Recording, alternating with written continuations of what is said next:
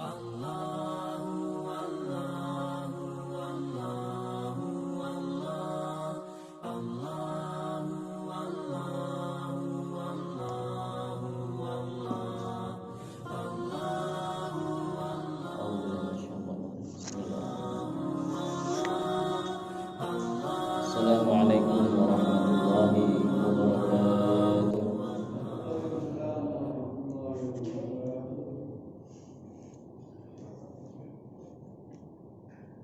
Alhamdulillahilladzi khalaqal mauta wal hayata liyabluwakum ayyukum ahsanu amala. Asyhadu an la ilaha illallah wahdahu la syarika lah wa asyhadu anna sayyidina Muhammadan abduhu wa rasuluh.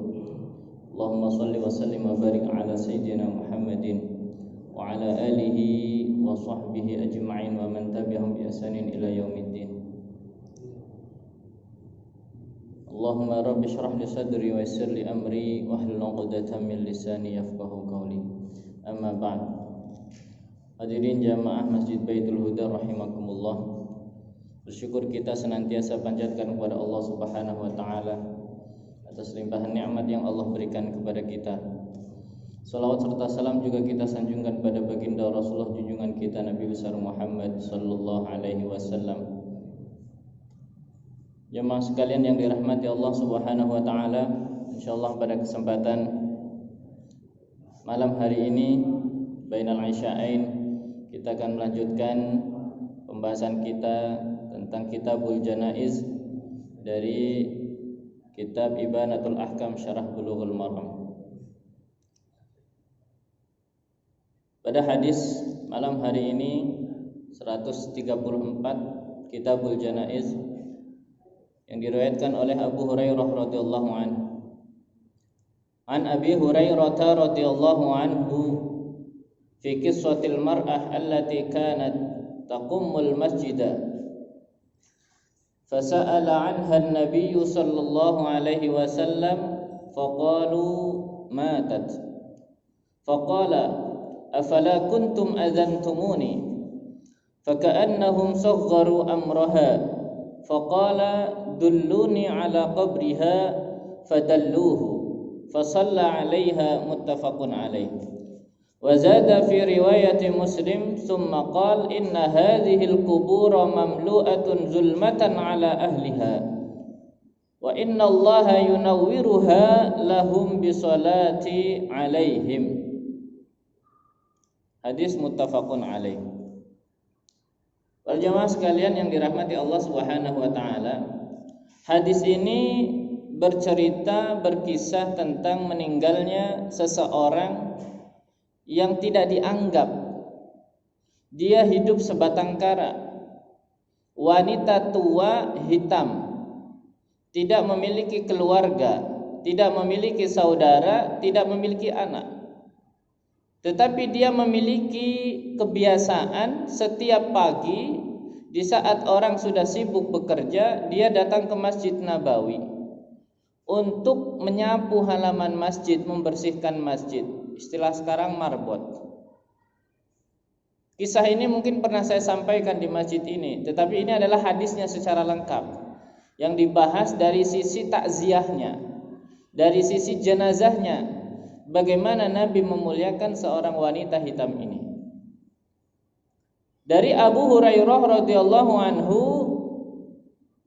bahwa diriwayatkan dari sahabat Abu Hurairah yang mengisahkan tentang kisah wanita yang memiliki kebiasaan menyapu masjid, membersihkan masjid.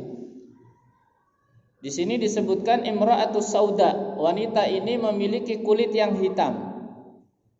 Orang-orang dulu itu dia kalau budak biasanya dari Afrika, dari Habsyah menjadi budak. Ya, kemudian ketika Islam memerdekakan atau dimerdekakan, namanya ismuha Kharqa. Dalam riwayat-riwayat disebutkan namanya Kharqa, kunyatuha, dan memiliki panggilan atau nama panggilan julukan Ummu Mahjan. Ada yang membaca Ummu Mihjan atau Mihjanah. Dia memiliki kebiasaan nyapu masjid setiap hari. Nah, Rasulullah sallallahu alaihi wasallam itu adalah seorang pemimpin yang memperhatikan rakyatnya, sekalipun dia di mata orang lain adalah tidak dianggap kecil. Kadang kita kan seperti itu. Kalau orang nggak punya jabatan, nggak punya pangkat, kita anggap kecil. Pernah kita memperhatikan seorang OB di kantor, bagaimana dirinya, bagaimana keluarganya? Ketika ada pernah kita menanyakan, ketika tidak ada kita nggak menanyakan. Ya. Nah, Rasulullah tidak seperti itu. Dia adalah seorang pemimpin yang memperhatikan kondisi rakyatnya, bawahannya. Apalagi bawahannya itu memberikan manfaat yang besar. Dalam hal ini Rasulullah tidak memperkerjakan beliau, tidak menyuruh, tidak meminta, tetapi wanita tersebut dengan sukarela datang setiap hari karena cintanya dengan Baitullah, rumahnya Allah. Dia membersihkan setiap hari tanpa digaji, tanpa disuruh. Dan kadang para sahabat itu mengecilkan peran dari wanita ini. Biarin, orang gak punya keluarga, gak punya pekerjaan, biarin, gak memperhatikan. Sampai-sampai ketika dia sudah sakit-sakitan, kemudian meninggal di pagi hari, ya, menjelang pagi, langsung para sahabat itu mengurusi jenazahnya tanpa mengabarkan kepada Rasulullah Sallallahu Alaihi Wasallam, karena menganggap siapa dia, nggak perlu Rasulullah sampai turun tangan, nggak perlu sampai Rasulullah mengurusi jenazahnya, karena di saat itu waktu cuaca sedang panas. Rasulullah biasa sedang jam-jamnya qailulah, sedang tidur siang. Nggak perlu sampai membangunkan Rasulullah untuk mengatakan jenazahnya Ummu Mahjan. Dalam riwayat Imam Bukhari disebut faka'annahum saghgharu amroha, seolah-olah para sahabat ini itu tidak menganggap Ummu Mahjan ini, sehingga Rasulullah tidak perlu dikabari. Maka ketika Rasulullah siang harinya ngerasa kayaknya ada yang kurang, karena Rasulullah memperhatikan hal-hal yang kecil. Setiap hari, dia di sana, itu kelihatan oleh Rasulullah. Ketika ada yang hilang, ghibta anha, Rasulullah tidak melihatnya, maka Rasulullah kemudian menanyakan, fasa'alu anha. Maka Rasulullah bertanya, para sahabat menjawab, ya, ketika itu karena ditanya oleh Rasulullah. Awalnya tidak mau memberitahu, khawatir nanti malah membebani Rasulullah. Tapi Rasulullah tetap menanyakan itu. Akhirnya dalam riwayat yang lain adalah Abu Bakar yang menjawabnya, fasa'alu anha annaha matat. Sahabat menjawab bahwa dia telah meninggal beberapa saat, beberapa waktu yang lalu, dan langsung dikuburkan. Lalu Rasulullah bersabda, afala kuntum azantumuni, mengapa kalian tidak memberitahuku, tidak mengabariku? Ya. Jadi sahabat seolah-olah mengecilkan urusannya Ummu Mahjan sampai Rasulullah tidak diberi tahu. Para sahabat mungkin Rasulullah dikabari paling nanti mendoakan saja, ya, Allahumma fir laha warhamha wa'afiha. Tapi tidak. Rasulullah sebagai seorang pemimpin, Rasulullah sebagai seorang yang menjadi panutan kita, dia menunjukkan adab yang sangat luar biasa kepada orang yang memanfaatkan dirinya untuk kepentingan agama, untuk kepentingan masyarakat luas. Rasulullah memperhatikan hal itu. Maka Rasulullah bersabda, dulluni ala qabriha, tunjukkan di mana kuburannya, di mana makamnya. Karena dia dikuburkan di makam Baqi al-Gharqad, di makam Baqi.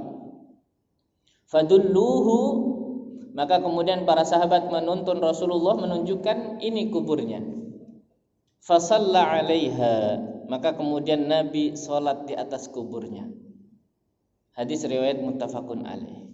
Dalam riwayat yang lain Imam Muslim menambahkan bahwa inna hadzihil kubur mamlu'atun zulmatan, bahwa kuburan ini, ahli kubur yang ada di Baqi, terutama yang baru meninggal, ini adalah mamlu'atun zulmatan, kuburan yang gelap gulita. Ya. bagi ahli kuburnya, orang yang di dalamnya itu merasa gelap yang sangat luar biasa. Wa innallaha yunawwiruha lahum, maka sesungguhnya Allah akan memberikan cahaya, akan menerangi kuburan yang gelap ini bisolati alaihim, dengan solatku, dengan doaku untuk mereka. Ya.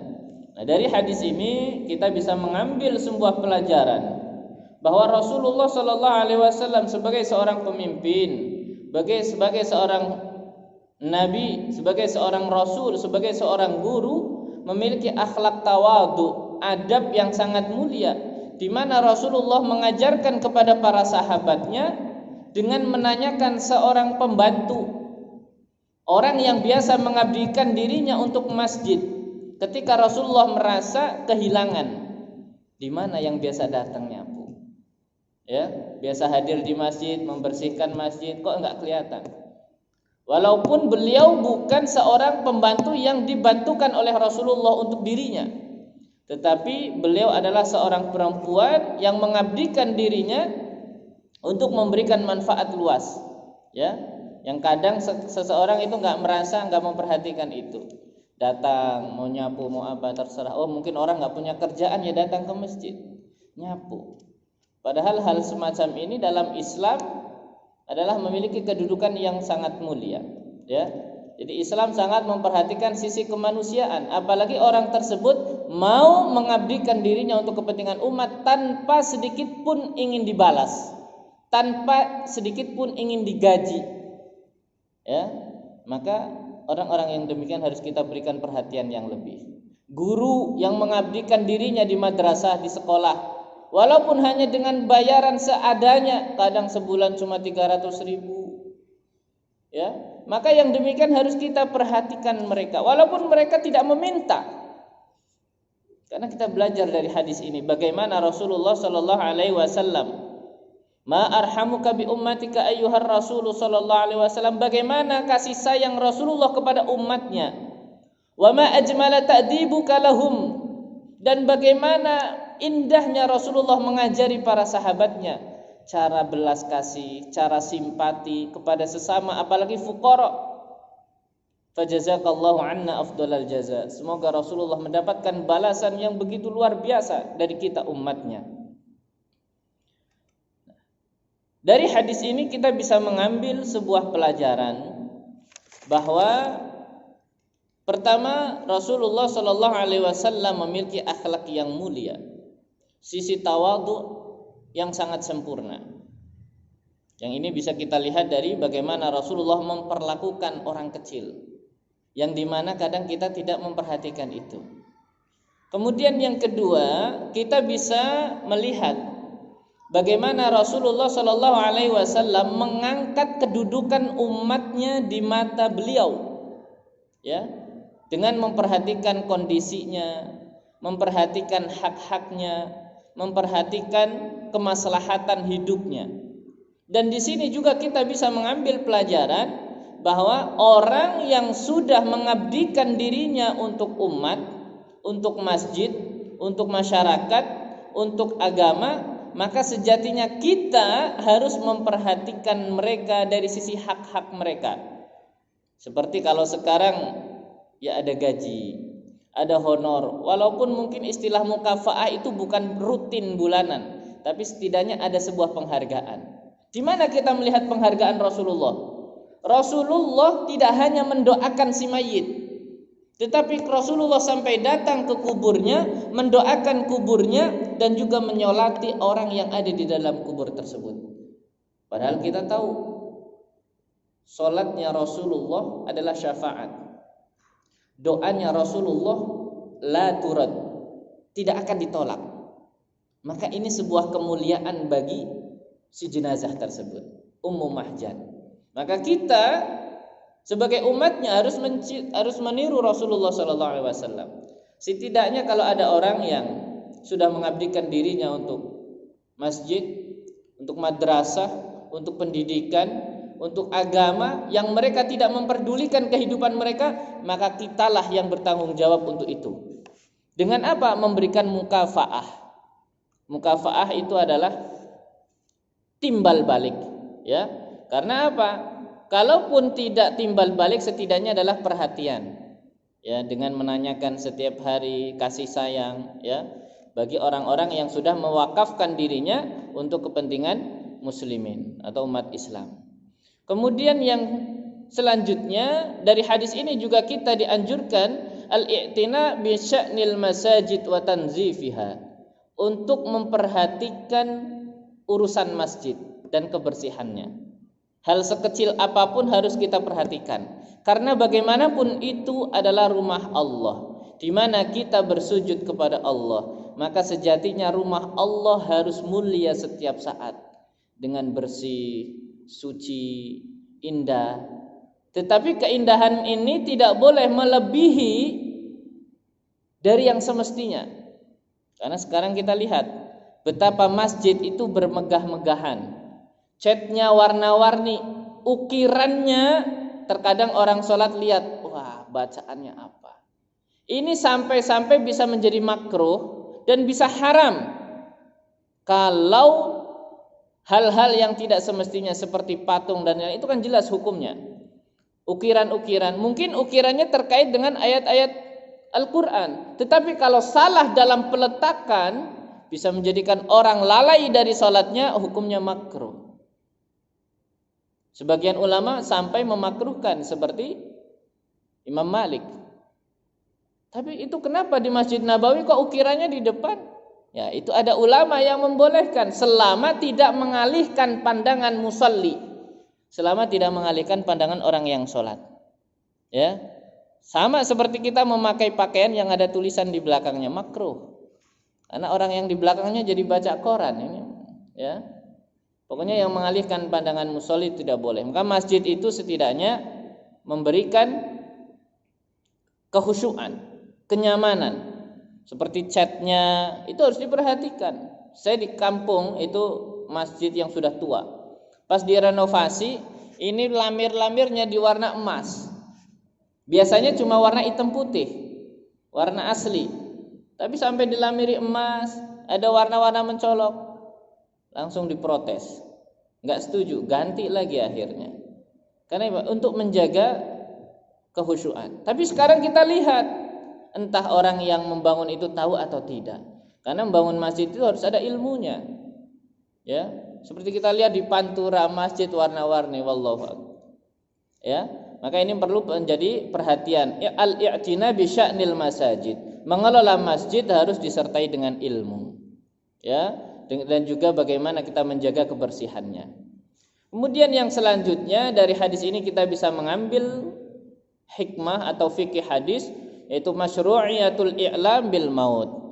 Disyariatkan untuk mengabarkan apabila ada orang yang meninggal dunia. Tapi nanti ada hadis yang secara umum melarang mengabarkan kematian, tapi ada ada batasannya. Mana yang menjadikan mengabarkan kematian itu makruh, bisa sampai haram, dan mana yang dianjurkan. Nanti pada hadis setelah hadis ini. Kemudian yang keenam, al-hassu ala syuhudi janaiz ahlul khair, yaitu dianjurkan bagi kita untuk menghadiri atau menyaksikan jenazah orang baik. Kalau ada orang baik, ulama, guru, dia punya jasa bagi agama, maka kita dianjurkan untuk ikut bertakziah. Untuk apa? Ikut mendoakan, menyolatkan, karena nanti ada keutamaan. Barang siapa yang mensolati lebih dari 40 orang, maka Allah akan memberikan syafaat bagi ahlul mayyit. Ya, paling tidak 40 orang, atau paling tidak lebih banyak lebih baik 100 orang dan seterusnya. Nanti ada hadis berikutnya. Kemudian yang terakhir dari fikih hadis yang bisa kita ambil dari hadis ini, bahwa hukum mensolati orang yang sudah dikuburkan. Ya, hukum mensolati orang yang sudah dikuburkan. Pertama, Imam Syafi'i dan Imam Ahmad menjelaskan bahwa boleh mensolati jenazah yang sudah dikuburkan, apalagi kalau dia tidak sempat. Seperti Nabi belum sempat mensolati, padahal sahabat sudah mensolati. Tapi ketika Nabi tahu jenazah sudah dikuburkan, Nabi datang ke kuburan dan mensolati. Begitu juga kita, ketika kita pulang kampung, kita tanya, paman itu di mana ya? Orang itu di mana? Udah meninggal. Maka kita dianjurkan, di mana kuburnya? Datang ziarah, mendoakan, ya, ke makamnya, ke kuburnya. Atau kalau kita ada keluarga yang meninggal jauh, orang tua kita, saudara kita, ya, meninggal di kampung, kita di luar kota, ya, di luar daerah, maka tidak seharusnya kita menyebabkan menunda-nunda proses penguburan si mayit. Ya. Tidak boleh seperti itu. Kita menghalang-halangi apabila ahli mayit adalah orang baik agar dia segera mendapat balasan kebaikan. Kadang kan ada, nanti jangan dikubur dulu, saya mau pulang. Ini bentar lagi nyampe. Saya pengen lihat wajah orang tua untuk terakhir kalinya. Kadang ada yang demikian. Padahal apa faedahnya melihat wajah orang yang sudah meninggal? Apakah memberikan manfaat? Tidak ada. Ya. Salah siapa ketika sakit disuruh pulang nggak pulang-pulang? Pas udah meninggal baru mau pulang. Ini adabnya di mana? Pas lagi sakit, nah ibu sakit, nah tolong dijenguk, ditemani. Nanti bu lagi sibuk, ada pekerjaan. Ya, kadang saya sendiri juga demikian. Maka kadang saya juga merenung, apakah demikian saya dengan orang tua saya? Ketika udah meninggal baru, tolong jangan dikuburkan dulu, saya pengen lihat untuk terakhir kali. Padahal tidak ada faidah untuk itu. Ya, kalau mau silahkan, nanti setelah dikubur masih sempat untuk mendoakan, terus datang ke kuburnya. Ya, maka ini adalah dianjurkan, dan menurut Imam Syafi'i dan Ahmad boleh mensolati orang yang sudah dikuburkan. Datang ke kuburnya, karena demikian Nabi melaksanakan solat terhadap Ummu Mahjan yang sudah dikuburkan. Tapi menurut Imam batasan waktunya yang berbeda. Ya, menurut Imam Syafi'i boleh kapan saja. Menurut Imam Syafi'i, ya, yaitu ila syahri, li anna Nabiya sallallahu alaihi wasallam, batasan mensolati orang yang sudah dikuburkan itu adalah 1 bulan. Karena Nabi pernah mensolati ibunya Sa'ad bin Ubadah yang dikuburkan setelah 1 bulan. Kemudian Imam Ahmad mengatakan boleh mensolati selama belum mengering kuburannya. Atau dalam kaul yang lain boleh sampai kapanpun mensolati, ya, karena hukum mensolati jenazah itu tidak ada kaitannya dengan waktu. Sedangkan Imam Abu Hanifah itu membolehkan selama belum membusuk. Kira-kira ukuran membusuk jenazah berapa hari, berapa minggu, ya.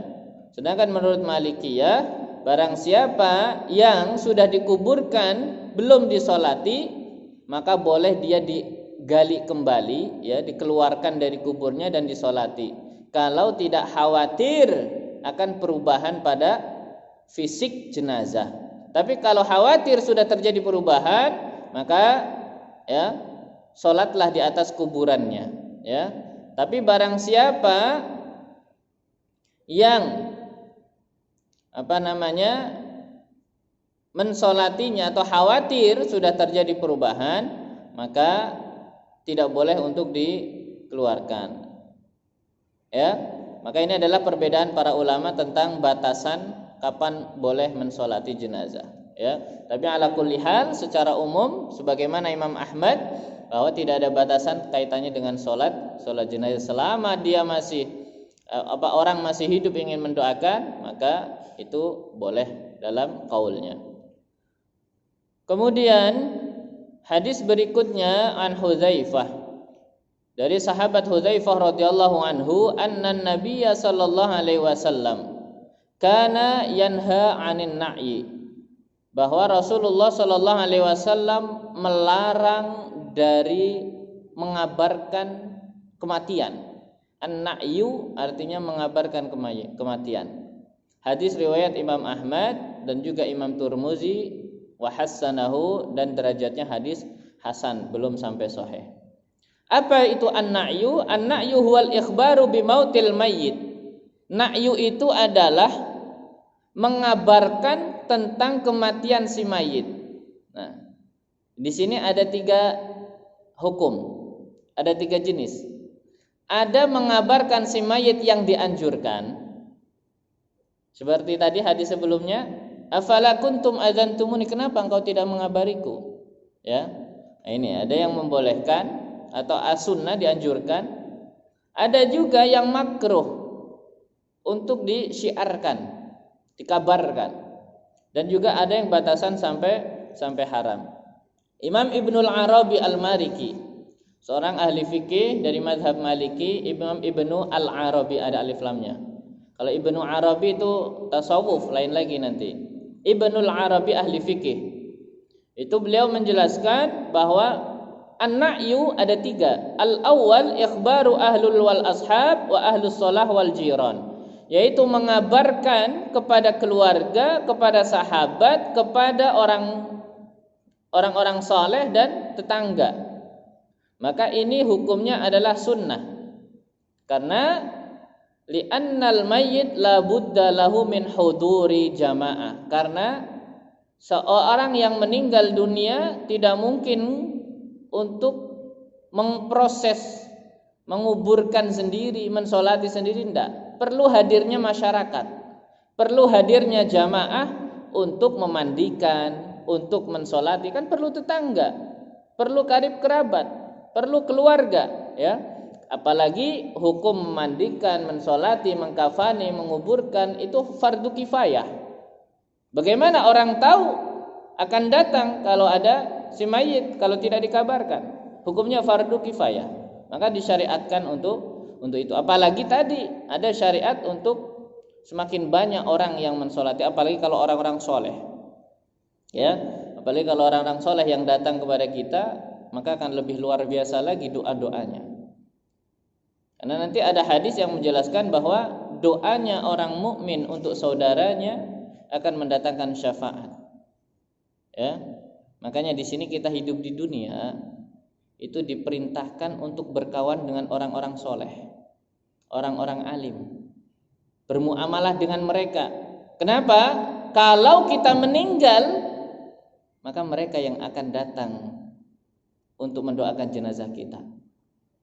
Mereka yang peduli dengan saudaranya yang meninggal dunia, yang selama ini telah bermuamalah. Tapi kalau kita memiliki kawan yang tidak baik, kawan yang fasik, ya, mereka tahu mendoakan tidak, tahu cara mensolatkan tidak, atau bahkan datang malah bikin rusuh, malah ngopi-ngopi, malah ini nggak jelas urunnya, ya.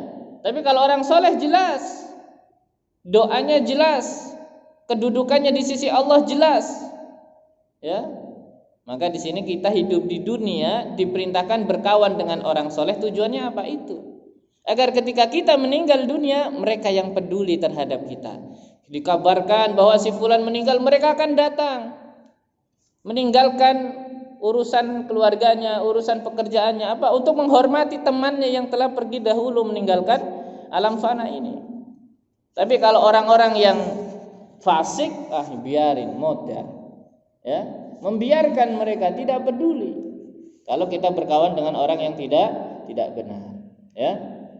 Itu. Jadi hukum pertama, na'yu, ya, mengabarkan tentang kematian adalah dianjurkan, ya. Kemudian yang kedua, bahwa hukumnya adalah makruh, yaitu da'wan nas lil mufakharah, yaitu mengabarkan kematian si mayit untuk berbangga-bangga, disertai dengan kesombongan, telah meninggal dunia orang yang sangat baik di antara kita, yang memiliki istri 3, anaknya 4 laki-laki semua, pejabat tinggi dan lain sebagainya, lil mufakharah, ya. Ini hukumnya makruh. Hukumnya makruh. Kecuali kalau memang tadi tujuannya mengingatkan atau mengabarkan itu untuk mendatangkan takziah orang agar datang, itu bagus. Karena semakin banyak orang yang mensolati, semakin banyak orang yang mendoakan, ini akan semakin mendatangkan syafaatnya sebagaimana banyaknya orang yang mendoakan atau mensolatkan. Ada juga yang hukumnya makruh, ini yang dilarang dalam hadis ini. Rasulullah melarang dari an-na'yu. Ya, ini yang dilarang. yaitu al-i'lam ala wajhin niyahah, yaitu mengabari atau mengumumkan kematian si mayit dengan maksud niyahah. Apa itu niyahah? Yaitu mengabarkan kematian si mayit seperti kebiasaan orang-orang jahiliyah. Bagaimana orang jahiliyah mengabarkan apabila ada orang meninggal? Setiap rumah diketuk, tok tok tok tok. Si fulan meninggal, si ini meninggal, semua rumah. Bahkan mengutus seorang utusan menunggang kuda lari ke pasar, mengabarkan di setiap pasar, di setiap pojok, si fulan meninggal, si fulan meninggal.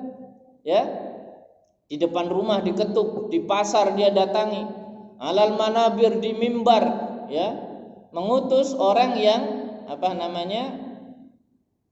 untuk mengabarkan kematian si mayit. Ini niyahah, ini yang dilarang. Kalau sekarang bahasanya adalah Quran, mengabarkan kematian di Quran, di ini, ya, dengan maksud itu. Maka ini tidak boleh, karena kadang kan kita memberitakan di TV, di radio, di ini, orang yang nggak kenal siapa dia, ya, orang yang nggak tahu harus tahu, yang tidak ada hubungan muamalah, jadi mendengar kematian, apa urusannya? Ya, toh tidak akan datang, tidak akan menghadiri, tidak akan mendoakan, orang kenal juga enggak. Ini yang dilarang oleh Rasulullah SAW, adanya unsur niyahah. Ya, jadi kalau kita mau mengabarkan, kabarkan keluarga, sahabat yang pernah bermuamalah, yang mungkin kehilangan murid. Kalau dia tokoh besar, tapi memang ada yang membolehkan kalau dia adalah seorang pejabat, seorang yang memiliki jasa untuk masyarakat luas, boleh dikabarkan. Seperti kiai besar, ya mungkin ada muridnya di pelosok sana, ada yang di luar kota sana, boleh. Apalagi kalau dia presiden yang kaitannya dengan masyarakat luas, boleh diumumkan karena ada kepentingan di situ, ya. Tapi yang dilarang adalah apabila tidak ada kepentingan, ada unsur bermanfaat di dalamnya, seperti memasukkan di koran, ya, itu tidak boleh. Apalagi kalau niyahah itu diikuti dengan tangisan-tangisan sambil mengabarkan bahwa si fulan meninggal dengan menangis itu tidak boleh. Apalagi sekarang ada, ya, di YouTube itu sampai membayar orang untuk menangis. Jadi semakin banyak yang nangis, ya, sehingga orang yang hadir juga ikut nangis, itu semakin gede bayarannya. Ada, tapi itu alhamdulillah bukan orang muslim. Tapi khawatir akan ditiru oleh orang muslim yang tidak punya ilmu, bahwa semakin banyak orang yang menangis semakin tidak seperti itu. Agar itu kita tidak meniru hal-hal yang semacam itu, karena itu termasuk perbuatan jahiliyah. Bahkan kita kalau ada yang meneteskan air matanya di atas jenazah, maka akan menjadi asbab azabnya sang jenazah. Tapi apakah kita dilarang nangis? Bukan untuk itu. Kita boleh menangis, iya, karena setiap orang akan kehilangan orang dicintai, boleh, pasti dia kehilangan. Tetapi jangan sampai dia di luar batas, sampai teriak-teriak, sampai mencakar-cakar, sampai robek-robek baju karena ditinggalkan suaminya, ditinggalkan ayahnya, ditinggalkan anaknya, sampai hal-hal yang tidak masuk akal. Ini yang dilarang, termasuk dari niyahah, ya. Tetapi secara umum yang dilarang oleh Rasulullah adalah an-na'yu min a'malil jahiliyah, dari perbuatan orang-orang jahiliyah. Adapun secara khusus, ya, mengabarkan kematian seseorang untuk mungkin datang bertakziah, ya, bukan untuk berbangga-bangga menyombongkan si mayit, maka ini boleh. Sebagaimana hadis sebelumnya, Nabi memerintahkan pada sahabat, afala kuntum adzantumuni, kenapa kalian tidak mengabarkanku? Ya, padahal beliau adalah orang kecil, orang biasa, tapi Rasulullah orang yang memiliki kepentingan, ya. Karena Rasulullah yang paling peduli terhadap umatnya, maka Rasulullah harus tahu selagi Rasulullah masih hidup, ya. Itu seperti itu. Nah, ini jadi fikih hadis dari hadis yang baru kita bahas adalah larangan mengabarkan kematian si mayit dengan cara-cara jahiliyah, ya.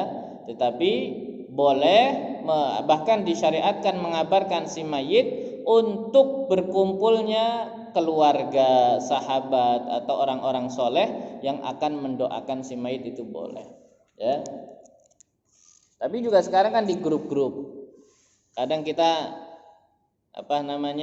mengabarkan kematian si fulan meninggal. Kalau grupnya berkaitan silahkan.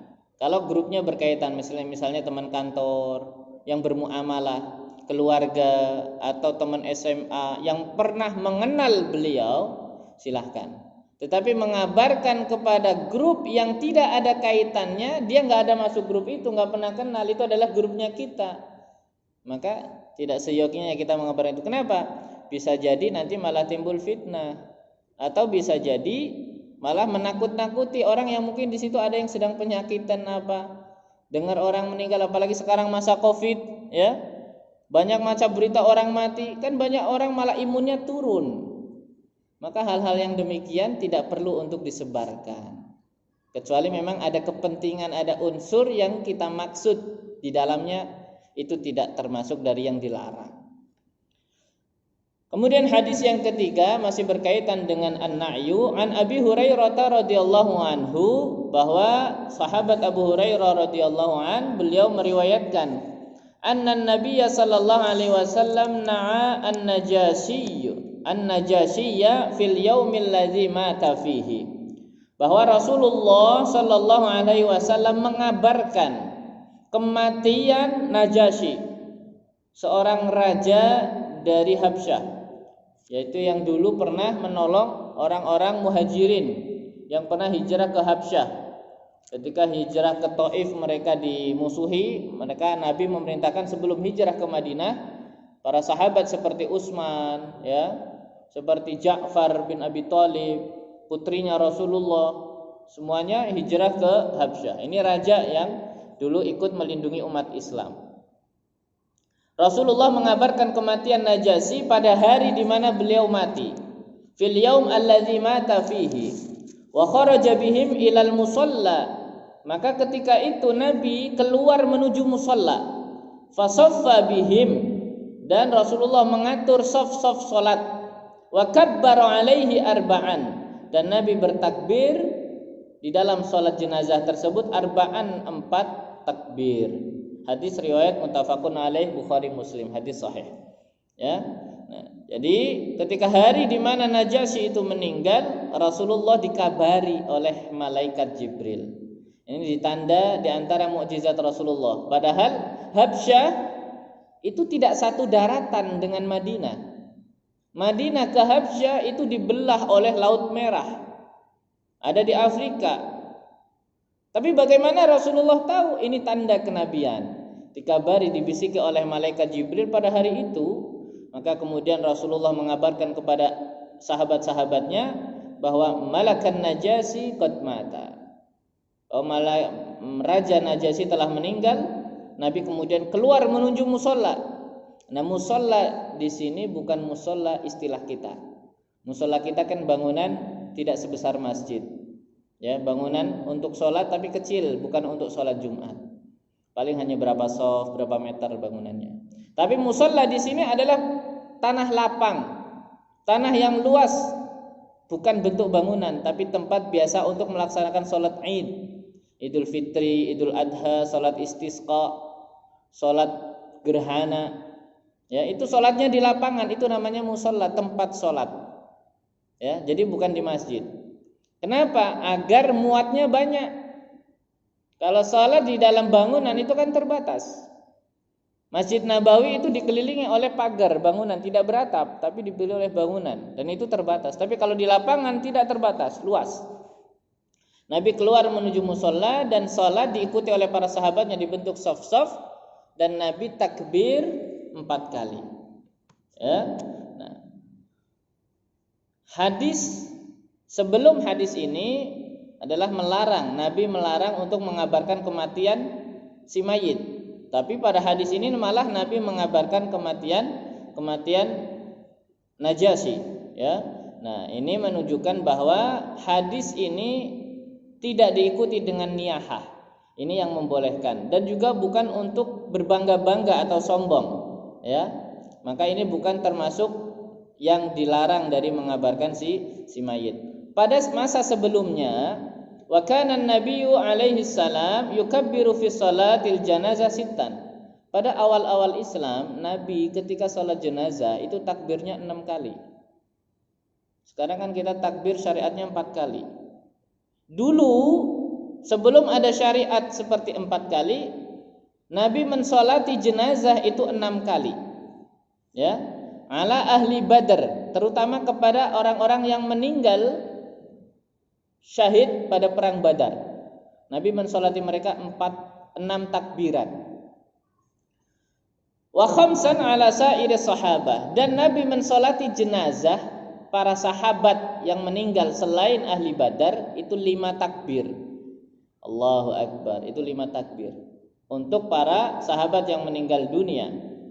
Wa arba'an ala ghairihim, dan 4 takbir untuk selain mereka.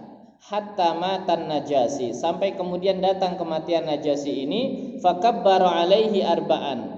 Nabi sholat takbir 4 kali dalam sholat jenazah, kemudian watusabbitu ala zalik hatta tawaffahu Allahu wa kana Rasul yuhibbu at-taksiru adad al-musallin. Kemudian setelah meninggalnya Najasyi sampai Nabi meninggal, itu disyariatkan sholat jenazah 4 takbir sebagaimana kita lakukan saat ini, ya. Dan Nabi sangat menyukai untuk banyaknya orang yang ikut mensolati. Ditandai dengan apa? Nabi sholat di lapangan. Agar apa? Di lapangan cukup untuk orang sholat bersama dia. Tapi kalau di masjid itu terbatas. Ya, maka di sini Nabi sangat menyukai apabila mensolati jenazah itu di tempat yang luas. Nah, kalau sekarang kita di kota-kota, bangunan kita, ruang depan kita berapa sih? Ya, di kota-kota. Padahal dulu kalau di kampung kita tahu bangunan itu untuk ruang depan itu pasti luas. Ketika ada orang meninggal cukup di situ. Tapi sekarang itu paling sempit itu bangunan depan, cuma untuk berapa kursi kalau ada tamu. Padahal kalau orang meninggal ditaruhnya di mana? Di situ. Lalu bagaimana orang akan mengurus jenazahnya? Akan mendoakan, akan mensolati. Tapi alhamdulillah kemudian ada masjid, ada yang disolati di masjid. Yang jauh dari masjid, itu yang jadi masalah, ya. Makanya Nabi sangat menyukai kalau yang mensolati itu banyak, dan itu tanda di antara kebijakan orang-orang kampung itu seperti itu. Rumahnya, ruang tamunya luas-luas, ya. Dan juga tidak hanya banyak, kalau bisa di soft-softnya itu dibuat banyak ke belakang, bukan manjang ke samping, ke belakang, ya. Paling tidak kalau ada 6 orang dibuat 3 soft, jangan jadi 1 soft. Buat 3 soft, 2, ya, satunya imam berarti 7, ya. Kalau ada 4 ya dibuat 2 ke belakang, ya, jangan dibuat 1. Karena tidak hanya dari jumlah sholat, tapi juga nanti ada hadis yang menjelaskan banyaknya soft. Liyazdadul istighfar, karena akan menambah banyaknya istighfar lil mayyit, bagi si mayit, wa du'a lahu, dan juga doa bagi si mayit. Karena sholat itu adalah doa. Dalam sholat kita membaca pertama Al-Fatihah, kemudian takbir kita membaca sholawat, kemudian takbir kita membaca Allahumma ufir lahu warhamhu wa'afihi wa'fu anhu. Kemudian takbir lagi yang keempat kita membaca Allahumma la tahrimna ajrahu wa la taftinna ba'dahu wa ufir lana walahu. Kemudian kita baru mengucapkan salam. Tadi Najasyi itu adalah sebuah istilah. Setiap raja yang menguasai Habsyah disebut Najasyi, Raja Najasyi. Tapi nama aslinya adalah Ahsamah, ya. Ada yang menyebutkan nama lainnya itu Atiyah, dalam bahasa Arab Atiyah. Sedangkan raja bagi umat Islam, ya, khalifah itu disebut Amirul Mukminin. Amirul Mukminin Umar dan seterusnya. Kalau raja bagi Persia itu adalah Kisra. Kalau rajanya Rum, ya, itu adalah Heraklius. Ini adalah sebutan. Seperti rajanya Kipti, bangsa Kipti itu adalah Fir'aun. Kalau Mesir disebutnya Al-Aziz. Ya, seperti rajanya Yusuf itu disebut aziz. Kalau rajanya dari Yaman, bangsa Yaman itu Tubba, kaum Tubba, itu ada dalam istilah Al-Qur'an. Ya, nah itu adalah istilah-istilah bagi setiap kerajaan. Kalau setiap raja Habsyah disebut Najasyi. Itu adalah berkenaan dengan larangan an-na'yu. Nah, dari sini bisa kita mengambil sebuah i'tibar dari hadis yang tadi disebutkan. Pertama, jawazul i'lam bimautil mayyit.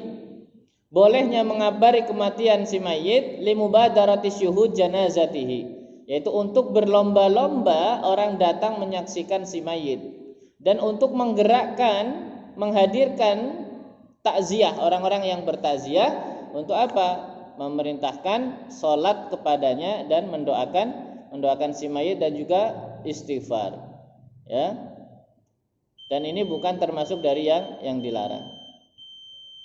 Kemudian yang kedua, diperbolehkan sholat gaib sebagaimana Nabi melaksanakan bagi walaupun itu berbeda negara, berbeda tanah, ya. Ini sebagaimana yang diriwayatkan oleh pendapat Imam Syafi'i dan juga Imam Ahmad, hukum sholat gaib itu boleh, kecuali Imam Malik dan Imam Abu Hanifah. Tidak ada istilah sholat gaib, ya, karena sholat Nabi untuk Najasyi sifatnya adalah khusus, minal khosois, termasuk dari sesuatu yang dikhususkan. Tapi ini tidak diambil oleh Imam Syafi'i dan Ahmad, tetap hukumnya adalah boleh. Kemudian dari hadis ini juga kita mengambil sebuah pelajaran bagaimana mukjizat Nabi bisa mengetahui kematian Najasyi, yang dimana beliau adalah meninggal di tempat yang jauh antara Madinah dan Habsyah. Kemudian hadis ini menunjukkan keutamaan seorang raja Najasyi. Beliau raja Muslim, tetapi rakyatnya kafir, ya. Makanya Nabi mensolati karena tidak ada yang mengurusi jenazahnya. Seluruh rakyat Najasyi, rakyat Habsyah itu semuanya kafir, Kristen, ya, pengikut Musa Al-Masih, Isa, tetapi dia sudah tidak beriman. Makanya ketika ada debat antara Ali dengan Najasyi, itu mengatakan kepercayaanku dengan kepercayaanmu ibarat hanya satu garis ini yang membedakan. Tapi dikatakan kemudian Najasyi telah Islam. Kenapa? Karena ketika Nabi menikahi salah satu istrinya, kalau tidak salah Zainab, ya, itu yang menjadi wali adalah Najasyi, yang menikahkan, yang mewakili adalah Najasyi. Tetapi beliau meninggal di tengah-tengah rakyatnya yang kafir, maka Rasulullah kemudian mensolati sebagai bentuk kemuliaan seorang Najasyi, raja Muslim yang hidup di tengah-tengah orang kafir. Ya, Allah a'lam bishawab. Baik. Dan kemudian terakhir tadi, jumlah takbir yang disyariatkan dalam sholat jenazah adalah 4 takbir sebagaimana disyaratkan dalam hadis ini. Dan menurut Imam Syafi'i dan Imam Ahmad bahwa dianjurkan mengangkat kedua tangan di setiap takbir. Takbir pertama, kedua, ketiga itu Allahu Akbar, mengangkat tangan. Tetapi menurut Imam Abu Hanifah dalam riwayatnya yang masyhur dan juga mazhab Malik, la yurfa'u yadayhi, tidak dianjurkan atau tidak mengangkat tangannya ketika takbir kecuali takbir pertama saja, takbiratul ihram. Takbir kedua, ketiga, keempat tidak mengangkat tangan, cuma mengucapkan Allahu Akbar. Ya, itu adalah perbedaan dari sisi ikhtilaf fiqhiyahnya. Baik, kita tutup dengan baca kafaratul majlis. Subhanakallahumma bihamdika asyhadu an la ilaha illa anta nastaghfiruka wa natubu ilaik. Assalamualaikum warahmatullahi wabarakatuh.